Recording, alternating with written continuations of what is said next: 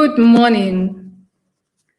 My name is Msibi. I'm a project manager at the Konrad Adenauer Stiftung. Welcome to the Midpoint, and thank you very much for joining us. The Midpoint is a monthly webinar series through which we aim to bring interesting political perspectives to the South African public and worldwide. The Midpoint series is unique in that it does not end with the online discussion, but it is always accompanied by a book or an article on the respective webinar topic. We invite you to engage with us by visiting themidpoint.org.za. The topic of today's webinar is poor education, poor economy, and planning the escape. This discussion comes at an appropriate time, just 2 days after the result of the National Senior Certificate from government schools were announced, and almost a week after the announcement of the IB results. Before I continue, let me take this opportunity to congratulate the class of 2020, who had a very difficult academic year, yet did well. The lockdown exposed the deep inequality in our society and in our education system. The IB learners produced an excellent 98.7% pass compared to the 76.2% pass from government schools. Majority of government schools lack basic infrastructure for proper functioning of schools. Some learners are in a dire situation. Besides not having access to gadgets, they don't even have access to electricity. This is an indictment on the side of government. We're always told that education is the key to success, and being educated can help to end the vicious cycle of poverty. But how will this happen if children from disadvantaged backgrounds are unable to access quality education? How can they achieve good results if they battle with the basics of maths and science and other content subjects? According to Status A, South Africa's official unemployment rate has risen to 32.5% between October and December last year. Status A further says, under the expanded definition of unemployment, which includes discouraged workers, 11.1 million people are out of work. Poor education has a direct link to unemployment. Unemployment increases progressively with decreased educational levels. And currently, our education system is not producing the right skills for the labor market. Research shows that individuals who have been unemployed for most of their youth may remain unemployed for a large part of their post-youth lives. Failure to complete any post-secondary education or training affects later productivity. Therefore, it is concerning to read in Business Day of 22 February that National Student Financial Aid Scheme, NSFAS, is to hold funding for new students in a wide range of programs in 2021, including teaching, nursing, and engineering. If NSFAS can't fund these students, who must fund them? The foregone earnings and lack of skills may make it difficult to escape poverty. Work is dignity. Joblessness creates a feeling of hopelessness and frustration. If our education system doesn't improve drastically to equip the youth with the right skills for the world of work, South Africa will have a whole generation of young people who may struggle to get employment, and this will have a detrimental effect on our economy. I'm looking forward to the speakers' presentations and active engagement from the attendees. Please feel free to post your questions and comments in the chat section. Our panelists are Professor Philippe Berger, Ms. Lesedi Masha, and Ms. Sukers. The first presentation is from Professor Berger. He is Prof. Vice-Chancellor, Poverty, Equality, and Economic Development, and Professor of Economics at the University of the Free State. In addition, he's a member of the Fiscal Policy and Financial Markets Task Force of the Lancet Commission on COVID-19. He's a 2016-2017 Fulbright Exchange Scholar at the Center for Sustainable Development at the Institute at Columbia University. From 2012 to 2014, he was president of the Economic Society of South Africa. He has also been a visiting scholar at the IMF and consultant to the OECD. Over to you, Professor Berger. Good morning, ladies and gentlemen, and thank you for having me. So yes, this is an extremely important topic that I'm going to address this morning, and I think it's something that we need to consider deeply. So let me just, see how to move my slide. There we go. Okay, so South Africa exited apartheid with a fragmented and unequal education system.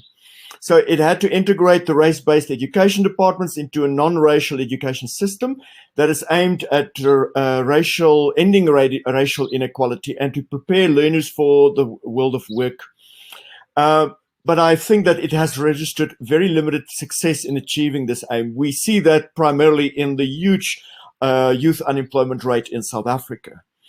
Now, today I want to focus a bit on how we perform internationally and how we compare to other countries. So for that, I look at the Trends in International Mathematics and Science study that came out about 3 months ago, the latest wave of that, as well as the previous wave of the Progress in International Readings and Literacy study, or the PIRLS study.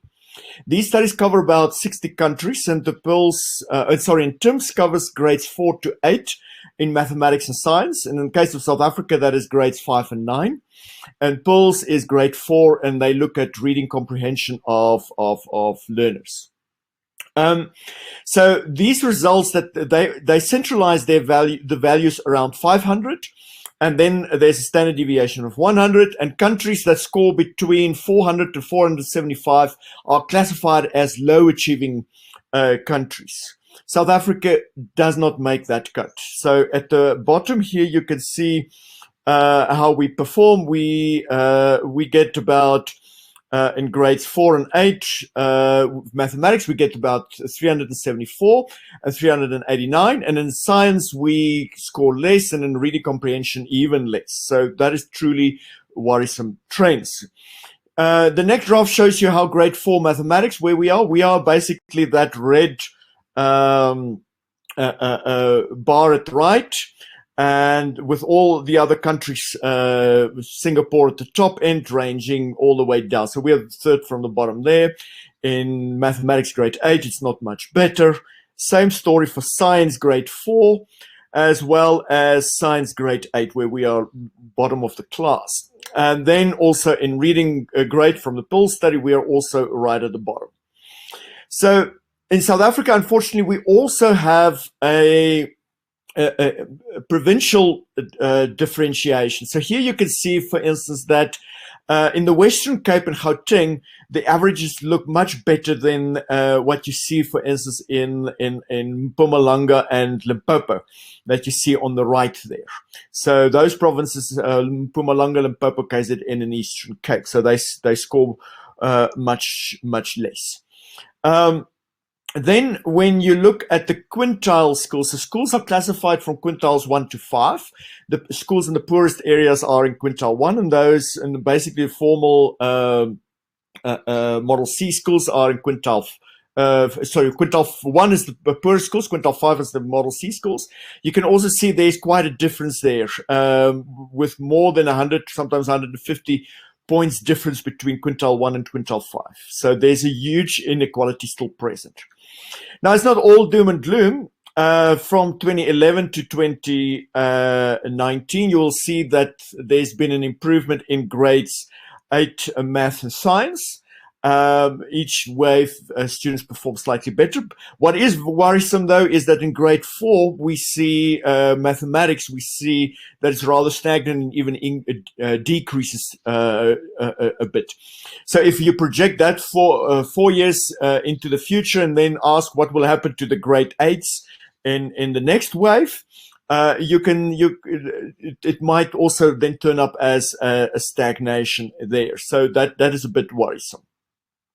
The other thing that is really problematic is the high dropout rate. So just this week, again, we heard that 76% of learners matrics passed their exam, but there is a bit of nuance needed, and there's a false perception around that number.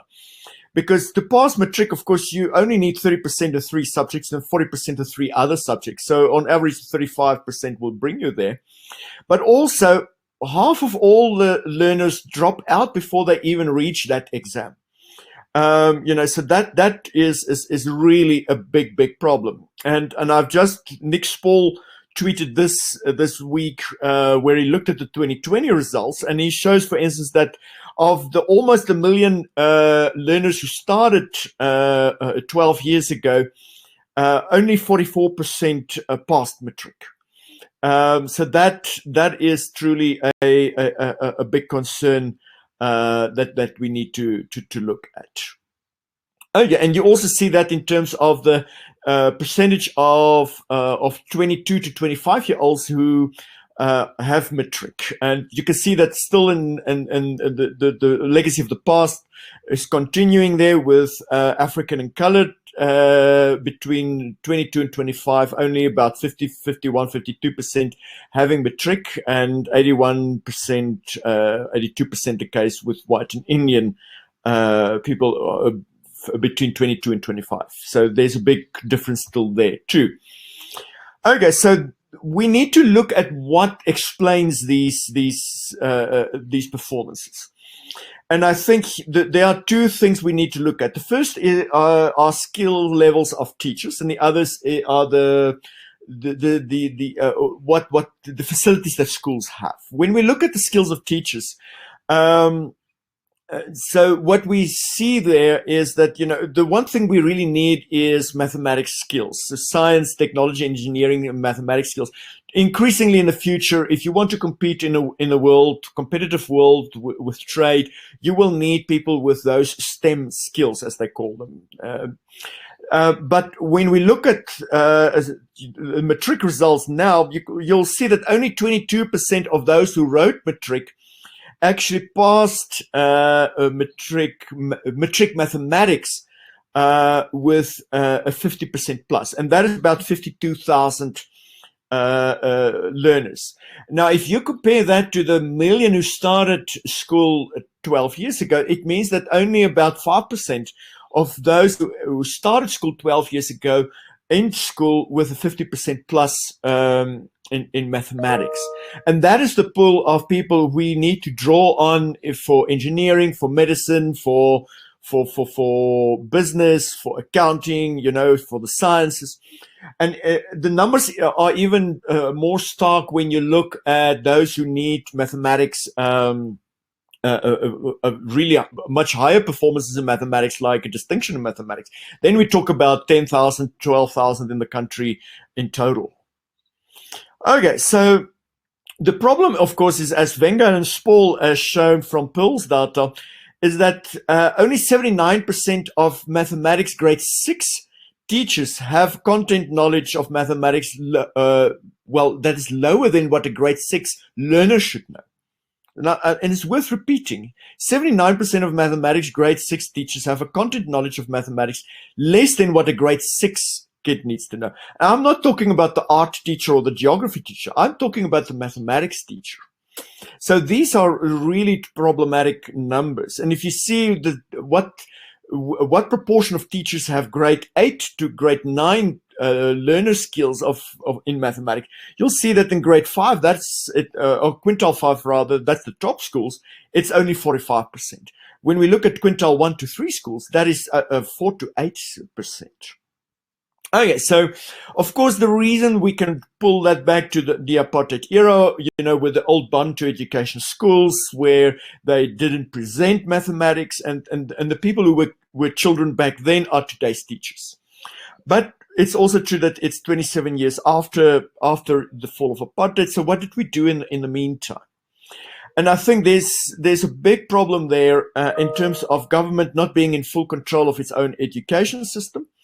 And we know from the Volmink report and the departmental task team that the Minister of Education appointed about 4 or 5 years ago, we know that the trade union SADTU plays an outsized political and management role in the management of schools and provincial education departments. They found, for instance, that in 6 of the 9 provinces, SADTU is effectively in control of the provincial education systems. And that is truly something that we need to look at.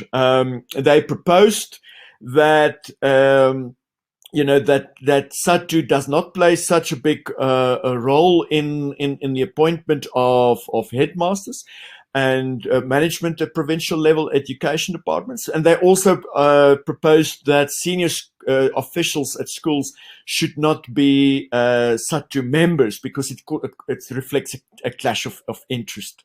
If you're in management, but you also belong to the same trade union as the people who work for you. A few of these proposals have actually been implemented, and I think that is truly problematic. The other thing we need to look at is school infrastructure. Now, every year, the Department of Basic Education releases the National Education Infrastructure Management System Standard Report. Yes, it's a very long name, I know. And the latest one was released in August. And so let's take a look at that one. So there's a lot of numbers in there, and I'm just going to highlight a few of them. The first one I want to highlight is the basically schools with internet access and schools with computer labs. And you'll see it's basically only 1 in 5 schools that have internet access and only 30% of schools that have computer centers. So, you know, those are the students who arrive at university and in the world of work with no access and no computer skills at all. We can also look at some of the provinces where the problem is even worse. And you'll see that in Eastern Cape, Limpopo, Mpumalanga, and so on, both in terms of computer centers as well as internet access, it is a real problem. There are provinces where only 5% of schools have internet access, 4%, or only 14% of schools or 10% have computer centers. If we look at science labs at schools, only 15% have science labs. And that goes a long way to explain why South Africa is doing so badly in the science ratings internationally. If schools don't have such labs, how can they teach kids? And again, you know, you have these provinces where the situation is actually much worse. And then, of course, what I find truly troublesome are schools with pit toilets. So you'll see that a quarter of all schools, the situation has improved, but still a quarter of all schools have pit toilets. And almost 14% or so of schools have only pit toilets. And again, you can see provinces like the Eastern Cape, Limpopo, and so on, you have this as a big problem. And you've seen that with small children of 5 or 6 who fall into these pit toilets and they drown. And what to visualize this, I want to show you this map. This is a map that Passmark published in 2018. As I said, the situation is slightly better today, but all the red dots are where schools with pit toilets are. Now, what I truly find an indictment is that map of pit toilets basically traces out the boundaries of the previous homelands or Bantustans in South Africa. And if you look at the map, look at that map. That is the homelands of the old South Africa, apartheid South Africa, and just compare the two maps. There's the pit toilet map. You can see there, look at the borders of Transkei, Ciskei, Venda. All of them you see traced back. These areas today are, of course, areas on communal land, basically communal land under traditional leadership. So that is just something specifically that we need to have a look at.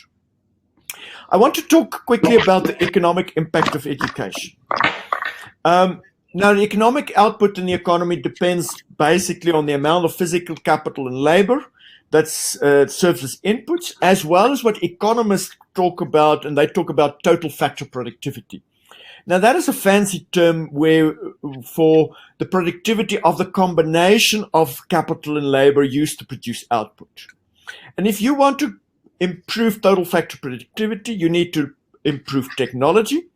And to improve technology, you need research and development, you need investment, and you need foreign direct investment that comes with skills transfer across borders. Now, given that we are at the Konrad Adenauer Stiftung today, you know, an example of that would be a German automaker training workers in its South African plants. But for those skills to be transferred, you need certain levels of math and science skills. You need certain skills from your matriculants. Otherwise, you won't be able to improve your technology. You won't be able to improve your total factor productivity. And indeed, in a study by Frederick and Simpkins, they've shown that the number of learners leaving school with mathematics and scientific skills are too few to support the R&D we need in this country to drive that economic growth.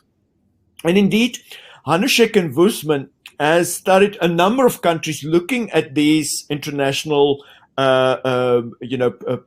performance of children in mathematics and science. And they've looked at how that correlates with countries' growth rates. And they found that after controlling for a number of other factors, that countries with higher quality education are also countries with higher growth rates. And then they go so far as to use South Africa as an example. And I quote there directly from their text, where they say they want to explain why it's the quality, not just the number of years of education that is important. And they say that it's implausible to assume that a year of a school in Japan has the same value in terms of skills as a year of school in South Africa. So we serve as an outlier in this example, but not a good example. So, and when we look at the tertiary skills in South Africa, we see that when we compare the employed to the unemployed, we see that more than 20%, 22% about, of all employed people have a tertiary qualification, but only 9% of the unemployed. So to put it differently, the unemployment rate in the first quarter of last year, and I used that to look at data before the COVID crisis hit us. The secondary education, people with less than secondary education, their unemployment rate was 35%. It was 15% of people with tertiary qualification. So there you can see the difficulty the labor market had, given its setup, to absorb people with fewer skills. They almost become unemployable. Then, we need these skills if we want to be internationally competitive. And we want exports to drive our economic growth rate. That has been an objective from going as far back as the gear policy. The gear policy as GISA, the National Development Plan, all of these policies put exports as an important driver of economic growth. But you need skills for that. And when we look at Ricardo Hausmann's Center for International Development at Harvard University compiled the Economic Complexity Index. It is an index that it expresses the diversity and sophistication of the productive capabilities embedded in exports in each country. And they give countries a rating for that. And they've been doing this since 1995. And I just want to show you this index. So in 1995, South Africa had an index value of 0.32. China in 1995 had also an index value of 0.32. Currently, China stands at 1.34. So they've increased it significantly. South Africa, on the other hand, stands at minus 0.02. So we have become less sophisticated, they've become more sophisticated. And that is directly related to the skills we can throw at our production of exports. So we know that also that education contributes to improved intergenerational social and economic mobility.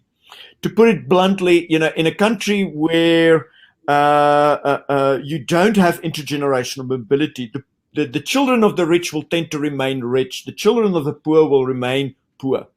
If you improve intergenerational mobility, the probability that the child of a poor person will also be poor becomes much smaller. So they can move up.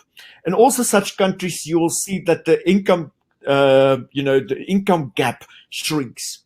So not only is education important for pushing up economic growth, it's also important to improve intergenerational mobility, and it is important to shrink the gap, the income gap between rich and poor.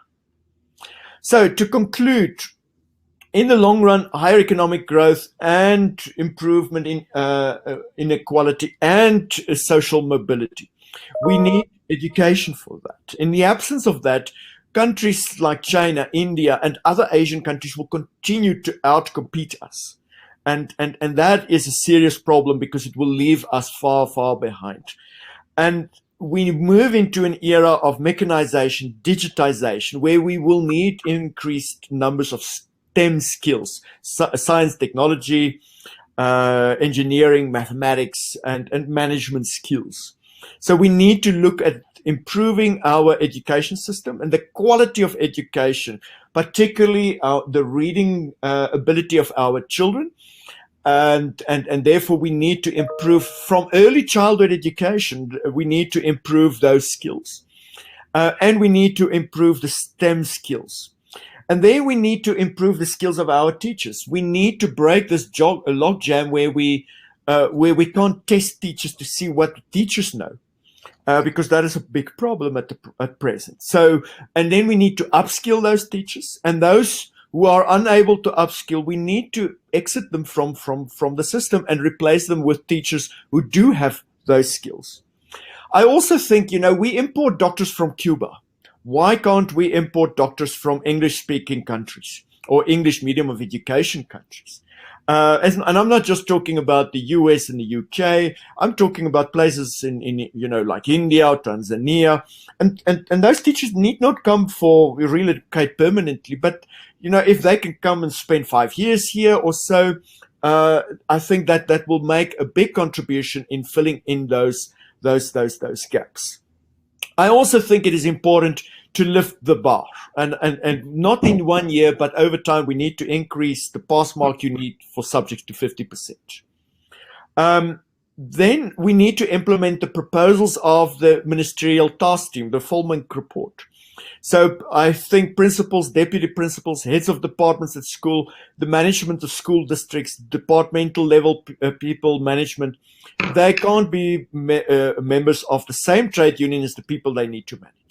They need their own trade union, or maybe not a union, they're part of management after all.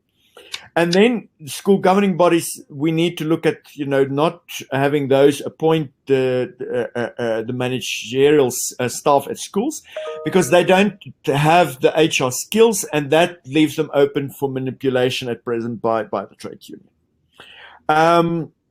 And yes, so that is what we need. And I think if we fail to do that, we will condemn another generation to poverty, inequality, and that I think will be a big indictment. It will, though, take unpopular political decisions, particularly relative to the labor union. And I do think that we need to limit the labor union's influence to representing the interests of their members and not interfere in the management of schools. And with that, I conclude. Thank you.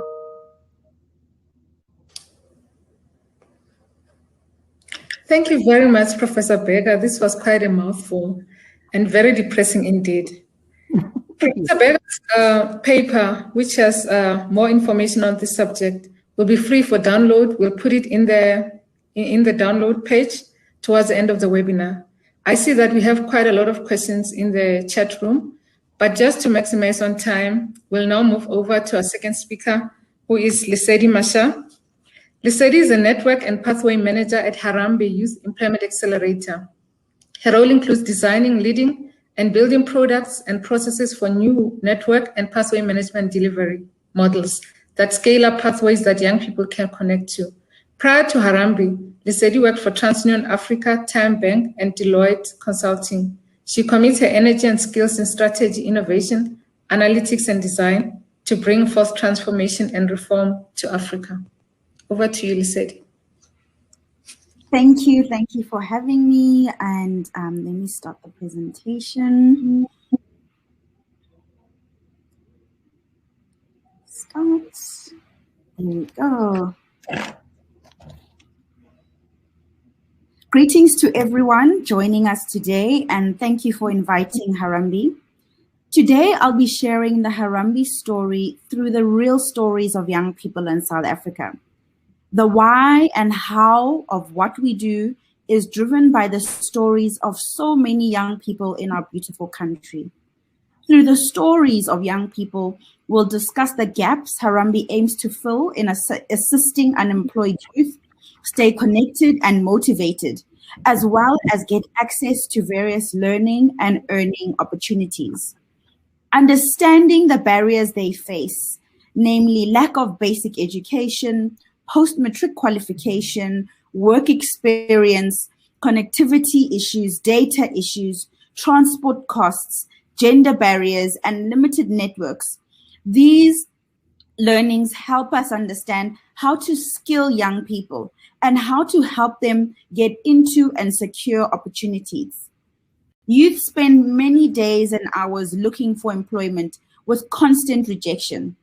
With all these barriers in their way, eventually they become despondent, lose hope, and give up. Meet Herschel. Herschel is a 22-year-old young woman from El Dorado Park. She lives in a household of 7 people whose only stable income is their grandmother's grant. Herschel is the mom of the house, but she's unemployed. She looks for work every week or whenever she can afford to. Unemployed youth spend about 1,000 Rand a month to look for work, half of that on transport and a third on data. But she's never successful. She has no work experience, no qualifications beyond Matric, and no networks to recommend her for a job.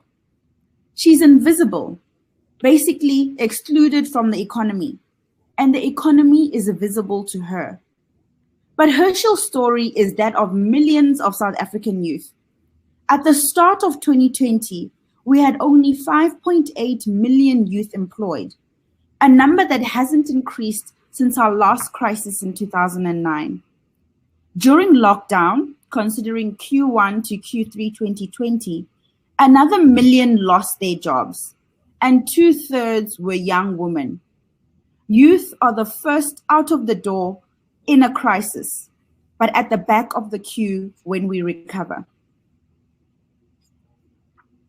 This is a powerful image, visualizing how our work has evolved as Harambee in the last year. It describes how we see what systems change is, and not because systems change is new to Harambee's DNA, but because this image describes well why systems change is different to scale and how the market knows us. For those of you who have known Harambee's work for many years in inclusive sourcing, matching and skilling, this picture now also describes the tangible shift in our model. From helping 1 million young people get a leg up to playing a new role that helps remove systematic barriers for more than just the young people we have been able to reach directly ourselves. The past year of the COVID pandemic has accelerated and deepened this shift for us as an organization, and for what we think is possible in South Africa at this moment in time. What does changing the system look like? The system must be rewired to create as many opportunities as possible.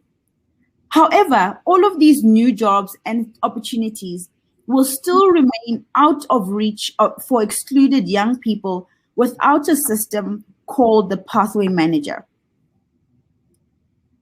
Simply put, this is a new system that is desperately needed in South Africa, that moves young people from the broken linkages and many barriers to a vibrant society and functioning network that keeps them visible. Let's meet Sinatemba. Sinatemba Kitana is a driven 30-year-old woman who found a part-time job during Matric at a guest house in Port Alfred. She worked on weekends and still managed to successfully matriculate. Sinatemba applied to further her education at the University of the Free State. During her studies, she was a mentor, a tutor, and after her first year, she was presented with the Vice Chancellor Award, which helped her fund her second-year tuition. Sinatemba attempted to do everything on her own, and as the pressure of maintaining academic scores, holding mentor and tutor responsibilities, as well as working in the holidays as a casual staff at Mr. Price, the pressure became too much and she failed a subject in her final year. She decided to take a big personal knock from this obstacle and choose to move to Cape Town to begin seeking work. Since 2007, she had been looking for work and she had encountered many barriers. One of the hardest aspects of job searching is navigating rejection. Sinetemba mentioned how it was extremely difficult to improve her CV or interview skills as companies don't provide feedback. She finally found Harambee and applied online. She successfully completed a work readiness program and was offered a short-term contract call center contract in 2019. Now let's meet Christopher. Christopher is a 32-year-old, vibrant father of 2 young girls. This family-orientated gentleman and his 2 younger brothers were raised by their single mother in Alice, Cape Town, who sadly passed away in 2012. Christopher lives on the same property as his younger brother and shares a 2-bedroom house with his girlfriend and 2 daughters. Since October 2018, he has been out of work and would hustle as a painter to help contribute towards his family.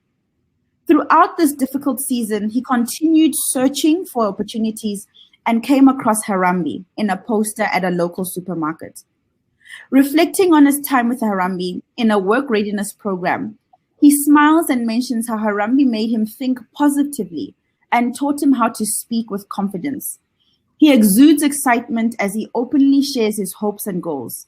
Since being placed, he aims to start an education fund for his daughters so they don't have to worry about finishing school and can dream about further education.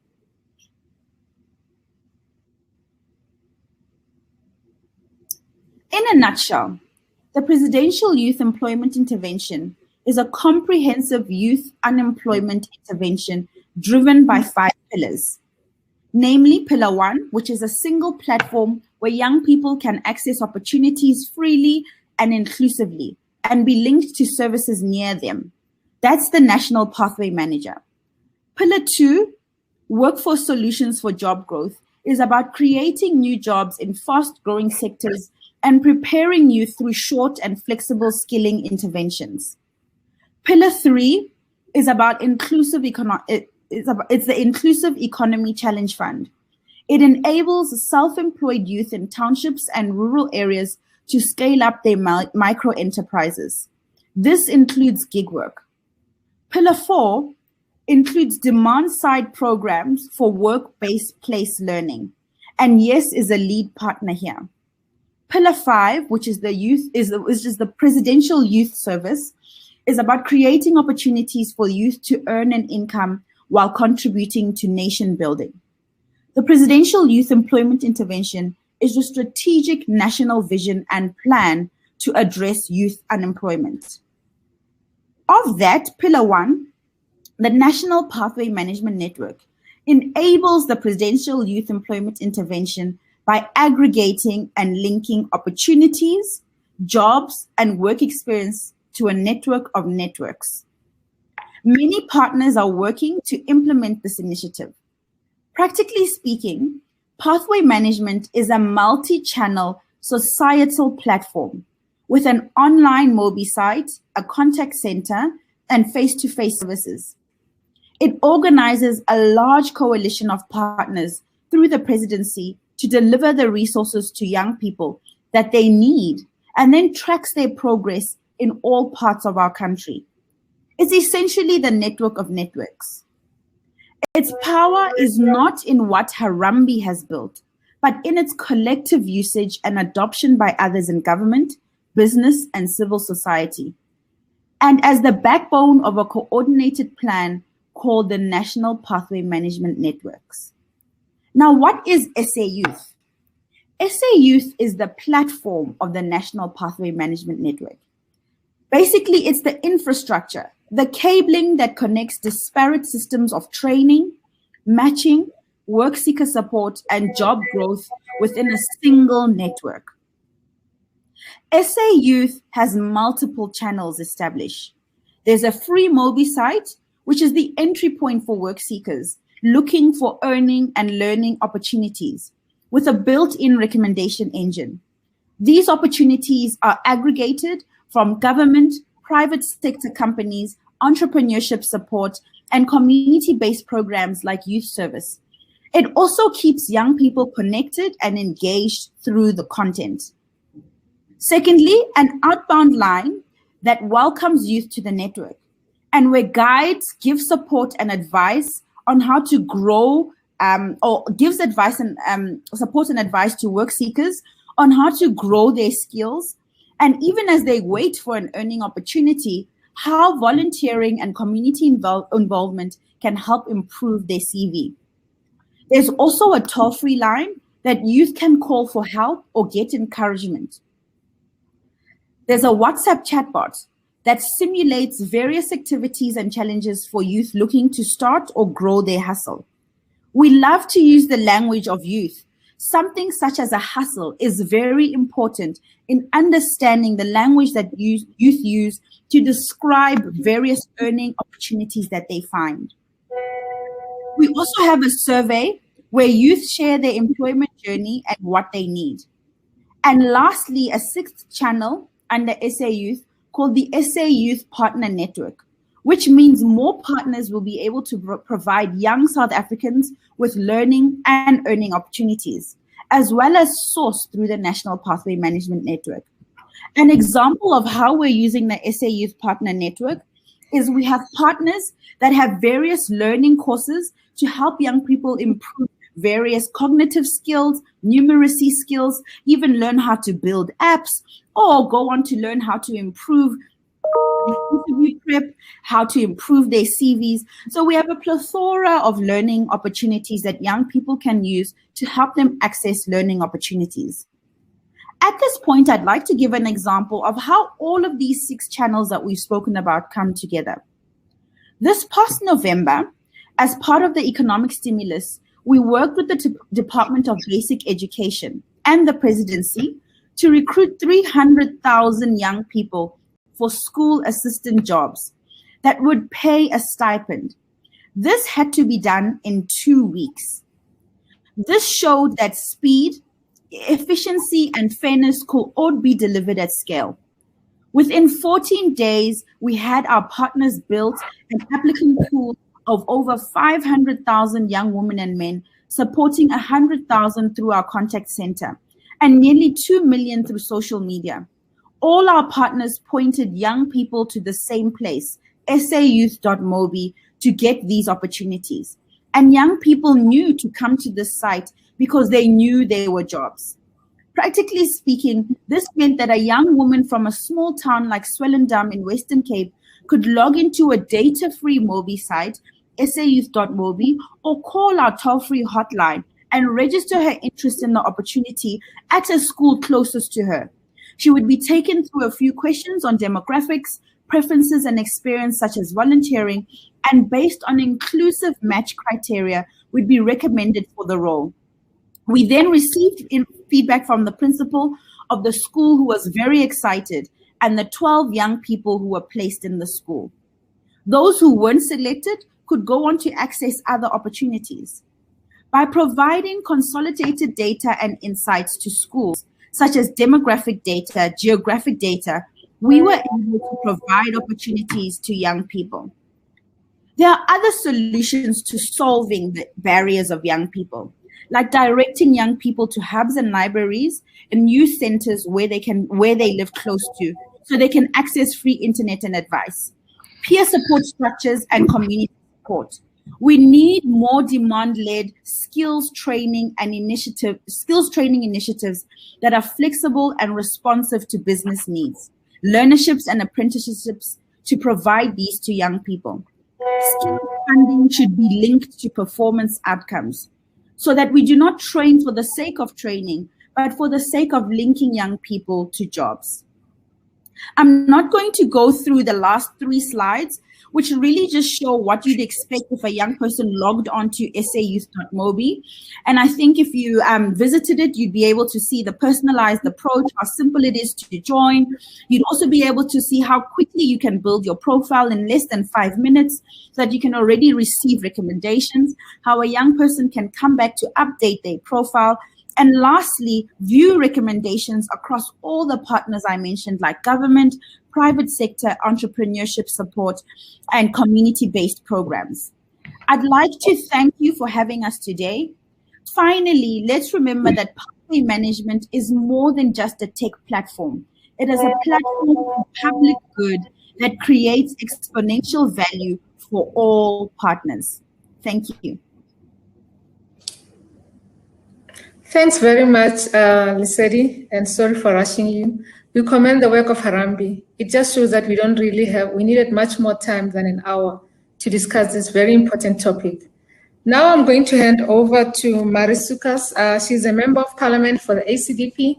She currently serves on the board on the Portfolio Committee for Basic Education, Social Development and Health. Marie served for over 20 years in youth and women's ministries in vulnerable communities. Her professional background is in people and organizational management. Marie, you have the unfortunate position of being the last speaker. So can you please just take 5 minutes or so that we can go through the questions in the chat room. Thank you. I'm just going to ask you, Nancy, if you can clearly hear me. Yes, loud and clear. Okay, great. So firstly, I just want to say thank you for the opportunity to share this space and discuss this very important matter. Because of the time allocated to me, I am going to try and just do an overview of the points that I have put down. I think the most important question, and I think it was answered by the second speaker, is the fundamental question really is what are the critical interventions that is needed to address the failures of our education system and improve the future outcomes of the vulnerable youth, the age group specifically between age 18 and 24.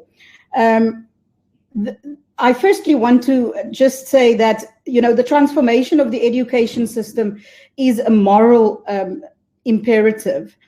The failure to transform the education system perpetuates the systemic dysfunction that exists through generational poverty to the individual child and ultimately to that child becoming the adult citizen whose contributions are essential to build a strong society and state. The welfare of individuals translates to the well-being of family, communities, and the nation as a whole. I do not have time to really, dig deep into that, but I think it is very critical for us to understand what is the impact of poor quality or let's say poor education. Let me use that word, or the failure of the education system on the psyche of the young person and our children. The challenges that we have in front of us and what sustains the systemic failures, I think, what sustains the status quo is it should not be a surprise for us that the education system in South Africa is not producing radically different outcomes today in South Africa than the outcomes was producing in 1994. It seems there is a myth that education was transformed in 1994. It was not. What happened after 1994 was that the content of the system was changed, but the structure of the system itself was not changed. South Africans of all races just became subject to essentially the same system. A centralized system under the exclusive control of the state became an even more centralized system. A more centralized system under the almost exclusive control of the state. And it's important allies, as the professor highlighted, the unions. There is a great effort, in my view, to sustain an education system in part that we inherited that does not serve the needs of our economy. We spend a lot of money on a system that does not meet the demand of the economy. Structural unemployment at its root is a basic education. At its root is a basic education system that does not speak to the needs of the labor market. And I think that point was highlighted twice in the previous presentations. It is evident from this research paper that's under discussion and the research that was done by the Center for Development and Enterprise that focuses on addressing youth unemployment. So one of the biggest obstacles as a parliamentarian that I want to highlight that sustains the status quo is the manner in which the department reports on its own performance to Parliament. And secondly, the lack of investment in research in order to evaluate outcomes and efficiencies timelessly. So we are caught in a cycle of repeating the same old and hoping for a different result. We certainly in reporting maintain a veneer of functionality. And I mentioned in the beginning about dysfunction, that it's a dysfunction in the system that ultimately transfers to the individual. The current pandemic, COVID-19, deepened and amplified the social circumstances of vulnerable children, and it widened the gap of inequality in education. It is estimated that the impact of the pandemic and the resultant loss of learning time will take 3 years to catch up. So what I'm doing is really just speaking to the problem statement and really saying that, you know, what are the layers that is within it, and I am sort of taking parts out of what I have prepared. The question is, how do we transform the system? And the answer is really in the previous presentation was very well presented, which is looking at how do we reverse and how do we target the generation that needs to go into the workplace. And so I will say the answer is to look at the most desperate times in South Africa. If we look at basic education, that is, and we look at, at foundational phase and literacy, and how do we enhance basic education at that level, then I would say we need to look, how did disadvantaged South Africans in the past get in education? How, you may ask, how did the generation, my generation and the previous generation, what inspired them within a very fragmented society to seek out learning and to improve themselves? I'm going to use one example. My mother was illiterate and could only sign a name with a cross. I come from a farm. I grew up in a farm. I grew up in a very poor environment, beautiful environment, but a very poor environment. My aunt was a Sunday school teacher who transferred a love for God through storytelling. And she used to read books with lots of pictures. And this invigorated my hunger for learning. What it caused me to do was to want to know more. And I cannot wait to go back to Sunday school because I want to know more. But it put a desire for reading in me that till today, that is still part of me and very much part of my identity as an individual. So the lesson here, although, it's not a personal one, but the story about how family and the broader community can transform education. In my community, I learned to read in my mother tongue. And from my family, I received a strong sense of identity and values. So the first step to transform the education system is to strengthen the family. It is the social construct that we need to emphasize. If you want to reach a child and you want the child to become a well-developed individual, the foundation of that is family. So the first step is in transforming the education system, I believe, and it's a strong value that the ACDP stands for, is to strengthen the family. Apartheid devastated family. It divided family and it broke it apart. Strong families are the fundamental building block of society. And the second step is strengthening free associations. We are already seeing this solution being implemented on the ground. South Africans place a great value on education, and all South Africans are willing to make significant sacrifices to educate their children. As in other African countries, especially working class and vulnerable middle class citizens are willing to make heroic sacrifices to secure quality education for their children. And I'll use an example that is not far from here. St. Peter's School, it is a private school whose owner moved the school closer to a poor community here in the Helderberg. The classes are small and the level of education excellent, producing learners with excellent results. And the evidence is not only in the results, but in the character of learners and the pride of the parents whose children attend the school. These are mostly working class families who seek out the school because of its reputation. However, these schools face more and more challenges because they require assistance They need to be supported by increased state funding, new and innovative funding models, which would enhance solidarity in our society. Last year, the future of this school was under threat, and parents appealed to donors and public representatives to school to save the school. Transforming education does not happen from the top down, but it happens from the ground up. One of our biggest challenges is the learned helplessness and passivity that shifts responsibility to the state entirely, and the lack of engagement by the state with parents and communities to address the fundamentals that will improve education at its most basic level.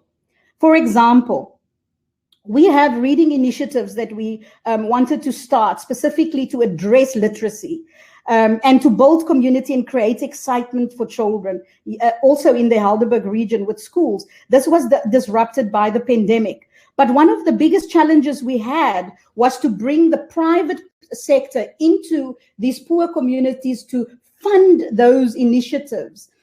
Because at the core of changing the trajectory is for us to reach communities and make communities part of the intervention. Poverty does not equal stupidity. And the role of parents, regardless of socioeconomic status, is vital in improving learning outcomes and improving the state of education. The state must not do what the individual and the community can do. We need the state to enable individuals and communities, not make them solely dependent and controlled by the state. Empowering communities are an essential tool in the development of a better education system. Many of these suggestions and comments that I'm now making comes out of the research paper that I went through, as well as the research, as I said, from other organizations. But the role of school governing bodies, for example, in this research paper that has been highlighted, is an opportunity for improving obstacles, as highlighted in the research paper. Most of our community members selected to SGBs are elected because of their behavioral capabilities that are evident in their roles within communities. This is human capital who possess the capability and the willingness to learn skills that will improve them as individuals, and firstly, and secondly, in their role within the school education system. My own education within the 80s and many of my peers' education was disrupted, but it is the lifelong pursuit of learning that has uplifted a generation of people to become better to improve their skills levels. So I would say that we don't have a lost generation, but I firmly believe that there are not, we need to do the touch points of upliftment through bold actions by individuals and the wider community, which includes small businesses and the private sector. My own experience in talent management, and I'm sorry, I'm trying to take bits and pieces out to get my time, to make sure that I stay within the time. In my own experience with talent management, there are thousands of stories that I can share, similar to the previous presentation, where the private sector played a key role to transform the lives of individuals through employment opportunities that combine skills and training. So where the basic education system failed, we must encourage the pursuit of lifelong learning, skills development to bridge the gap and target those individuals who are left behind by a failed system. The ACDP has consistently called for a program to target youth who are not in the system, more than 8 million young people. It is one of our focus areas, and projects that we hope to further develop and seeking partners for are to target those young people. So we need radically reform basic and higher education to make the kind of social mobility possible, even for a lost generation. And this can only be created if we move away from a strong centralized state control over all aspects of education and find innovative ways for linking all sectors of our society in mutual solidarity. However, solidarity is hampered in South Africa because of the narrow sectional interest and the political parties that serves those interests. South Africa needs a new political direction, a centrist direction where we focus more and empower more individuals and communities. I will withstand with that, as I think my time is up. Yes. Thank you very much, Marie. Your time has been up a long time ago. I think this is how we come to the end of the webinar. However, all these people who ask questions in the chat room, we'll make sure that we send them to Professor Becker. He'll respond to them. And the paper, I hope, is already available to be downloaded. We'll send the link of this recording to everyone who participated. I just want to take this opportunity to thank our panelists and our attendees. Thank you very much and have a good day. Bye.